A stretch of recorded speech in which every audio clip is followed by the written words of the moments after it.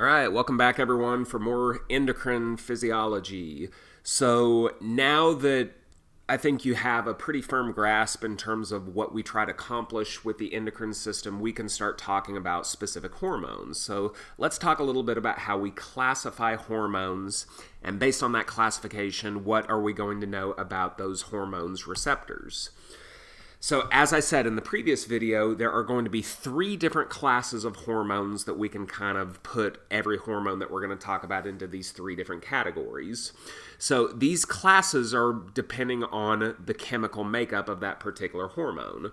So the first of which is going to include all of the peptide or protein hormones. So peptides, proteins, and glycoproteins. So we can kind of throw all of these into one class in and of themselves.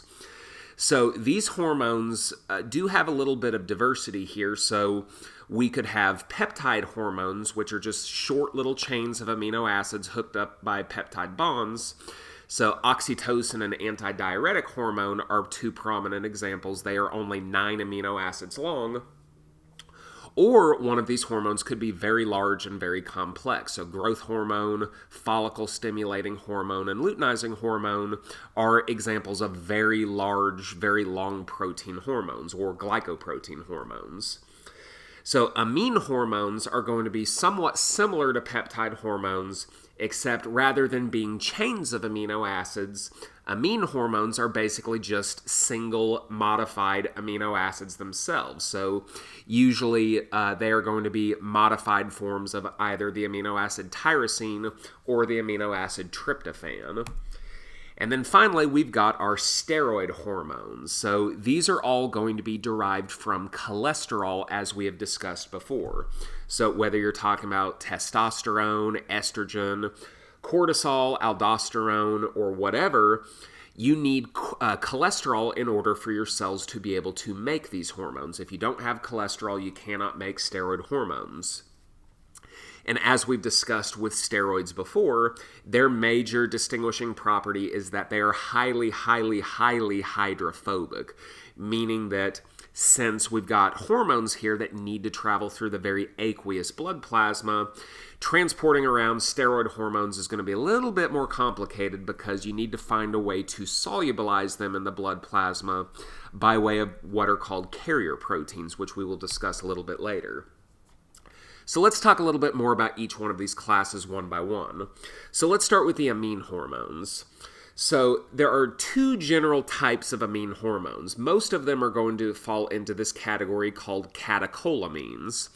This is going to include epinephrine, which we have talked about before, norepinephrine, and dopamine.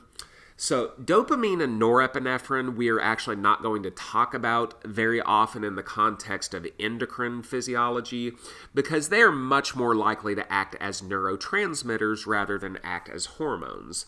Epinephrine, on the other hand, is always going to be a hormone.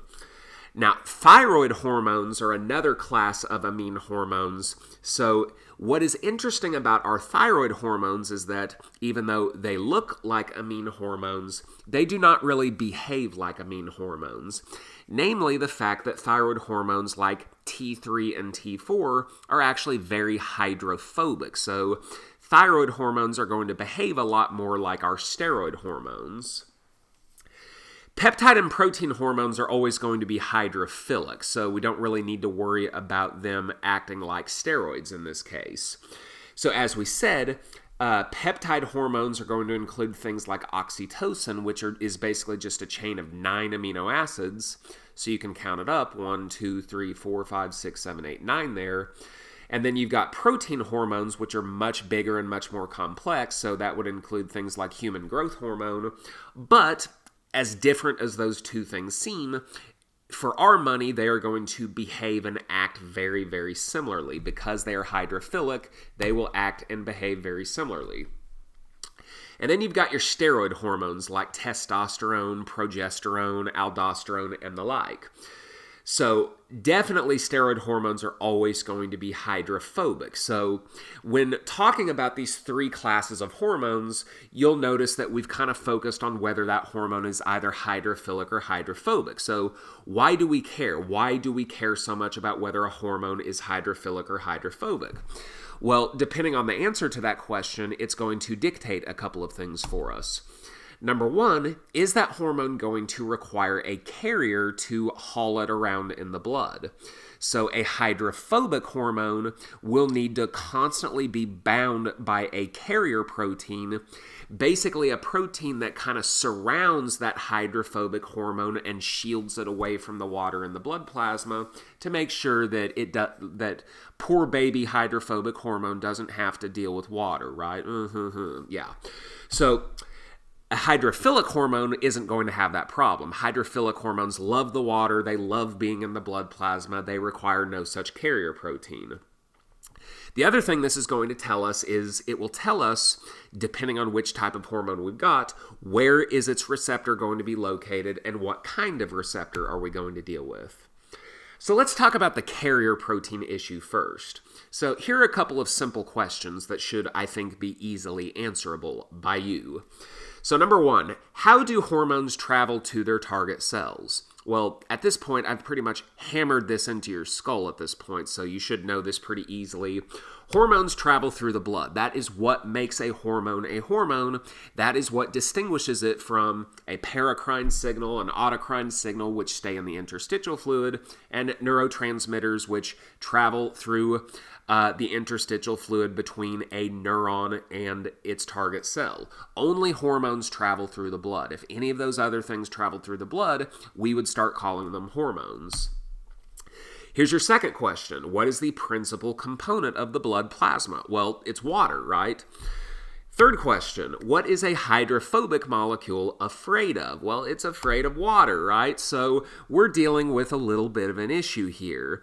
We've got these hormones, and we said the distinguishing characteristic of a hormone is that it travels through the blood. But we've said certain types of hormones don't like water, and since they need to travel through the blood which contains water, this seems like a little bit of a conundrum that we need to kind of get solved here. So for any hydrophobic hormone, which includes thyroid hormone and steroid hormones, when they are traveling through the blood, they need to be bound by a protein carrier. These protein carriers basically, as I said, surround and encapsulate that hormone and shield it away from the water so that poor baby doesn't have to deal with the water in the blood plasma. Once this carrier hormone complex comes into close proximity with the target cell, the steroid hormone is released from the carrier and it's able to diffuse directly across the cell membrane to get into the cytoplasm or into the nucleus where its receptor is going to be located. Do not forget what we said in the communication unit. Hydrophobic hormones and ligands are going to have their receptors inside the cell. If a hormone is hydrophilic, its receptor will be up here on the surface of the cell. And like we were just saying, hydrophobic hormones do bind to internal receptors. So the only thing I don't like about this picture from your book is that this hydrophobic hormone up here, it's not being illustrated as being bound by a carrier protein. So just assume in this picture it is bound by a carrier protein. So as we said, a hydrophobic hormone will cross directly through the cell membrane by simple diffusion, and then its receptor will either be waiting for it in the cytoplasm or inside the nucleus. So this is appropriate, especially when that receptor is in the nucleus, because when these hormones bind to these receptors, the activated receptor is going to act as what we call a transcription factor. Basically, it is going to bind to the DNA and direct the synthesis of a new protein. So the response to a hydrophobic hormone is almost always going to be the synthesis of some new protein. That's almost always what it's about. On the other hand, hydrophilic hormones like our peptides and our proteins and our catecholamines, because they cannot cross the plasma membrane without a carrier or a channel, they are going to have their receptor located on the surface of the membrane. So as we talked about in the communication unit, these receptors are usually going to activate second messenger signal transduction cascades, where the hormone acts as the first messenger, and a second messenger like cyclic AMP or DAG or IP3 or calcium will actually do all the heavy lifting inside the cell to give us whatever our final physiological response is going to be. With these types of mechanisms, we can synthesize a new protein like what we do with steroid hormones, but we can do other things like change enzyme activity, turn enzymes on, turn them off, get a muscle to contract, or even direct the synthesis of a new hormone, which is definitely something that we will see later on. Okay, so this seems an appropriate time to go ahead and end this video. So join us next time and we will start talking about some of the effects hormones can have on other hormones, which we call hormonal interactions. I will go ahead and sign off. See you next time. Bye-bye.